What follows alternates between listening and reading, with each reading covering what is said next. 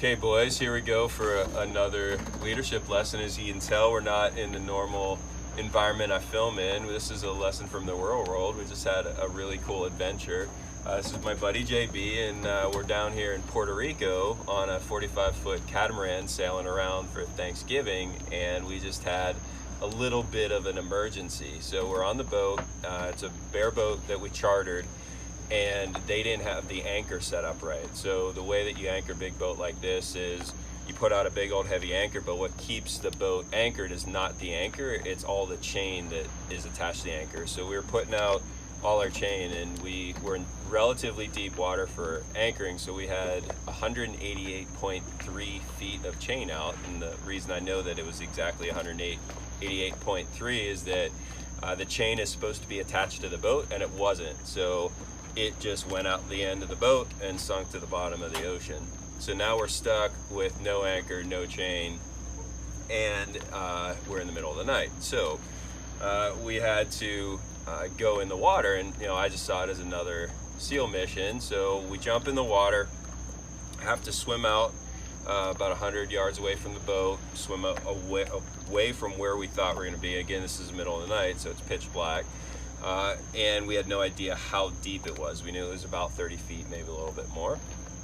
So I had to dive down to the bottom and then run perpendicular on the bottom of the ocean at about 35 feet until we ran into the chain. Once we ran into the chain, tied a little rope to it, attached to a buoy. Then I'd have to go down the chain 35 feet, untie the rope, swim on the bottom along the chain, chasing the train, tie it back in. When I needed to get some air, swim 35 feet back up to get some breath, rinse and repeat about 30 times. Yeah, 40 times. By the end of the chain, we're in 42 feet of water, so it's quite deep. Swim down the pitch black 42 feet, untie that rope, go to the end of the chain, tie it down, tie in another rope, and we could actually yank the chain back onto the boat. So, leadership lesson here is all about problem solving. One of the key parts to leadership is, as we've always talked about, is creating an environment where others make the right choices. Now, a lot of times you get into situations where that environment isn't something that you control, right? We didn't control the fact that the boat was set up wrong. We didn't control the fact that the anchor, the thing that could keep us still, was off the boat. We didn't control the fact that it was nighttime, it was pitch black, the depth, where the chain was, the equipment we had to retrieve it, right? No scuba equipment, anything like that. And that starts leading us into a situation where you have to, on the fly, make up solutions to problems. And one of the big things about leadership is being able to effectively get things done, right? The more effective you are getting things done, the more often someone is going to see your effective nature and follow that, which is one of the purest forms of leadership. So one of the things that leaders do is have to come up with solutions to complex problems in real time. The quicker you can do that, the more effective you can be at that, the more effective you are at solving these situations. What's interesting is you have a former Navy SEAL, right? My problems were all people trying to kill me in very bad places. So in that environment, I got a lot of practice at being able to look at a situation and come up with solutions very quickly. So my buddy JB here is not a Navy SEAL. A former Navy SEAL, as you can tell by the physique. But what he is an engineer, especially an engineer that invents things. And so when in your world, your domain, do you do the same thing? Same thing all the time. Usually without the same timeline, but it's the same game. The faster we can innovate, the more valuable we are, and the more we get paid, or the more value we produce for our customers. In those environments, you said innovate. What does that mean for you? For me, it's I think fundamentally the same thing as fixing an anchor. There's a problem that arises, and the innovation is pairing oftentimes already existing technologies, processes, what have you, to this new problem in a way that gets it done as fast as it can get done.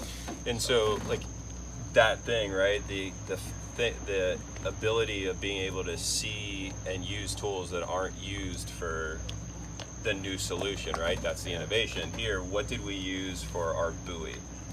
We had a dry bag that we just blew full of air and Yeah, so a closed, dry bag is tied a meant to line keep to it. water out of something, right? It's not meant to be a buoy, but it was easy Became to a be able to buoy tell, real like, quick. oh, okay, Yeah. let's just take this bag, turn it into a buoy. We had some line laying around that was seemed suitable. Right, I didn't have we didn't have dive lights, so I took one of my tactical flashlights, right? A Which flashlight works that's great. meant for the surface, Yeah. but because it was a hardened thing, like, oh, we can use this in the bottom. For sure. Right? The idea of coming up with, well, how are we going to find this chain in the bottom of the ocean, right? There's all sorts of existing search patterns, but they're generally meant to find one thing, like a person or a specific item. We had a big long chain, so if we were to do any of the normal patterns, like a box pattern or a circle pattern, we would have had to done twice the work Or more. or A lot more to try and find it, whereas we know we had this 188-foot line, right? Innovating a new search pattern. What's the least amount of effort we have to put in to get the highest return? You know, we knew that hitting it at an angle is going to be better, or directly perpendicular to it's going to be easier and better than trying to do a circle or a square or a diamond, any of the normal search patterns, right? So a couple lessons here. First lesson is you don't control the environment in any situation you're in, which is fine. If you don't control the environment, you have to be good at problem solving.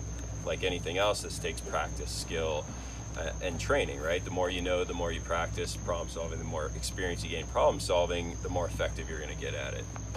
That's why I love problems, right? Problems are, to me, not a problem, but an opportunity to innovate, to come up with a better solution than someone else.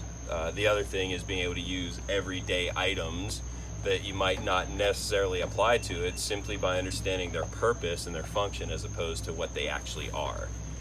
Being able to do that. And the last piece is having fun doing it, right? Being able to do it with my buddy in the water. There's no one else who would have rather been out in the freezing cold water in the pitch black. No one else would have been out with him. Yeah, that's a valid in the point freezing too. cold water.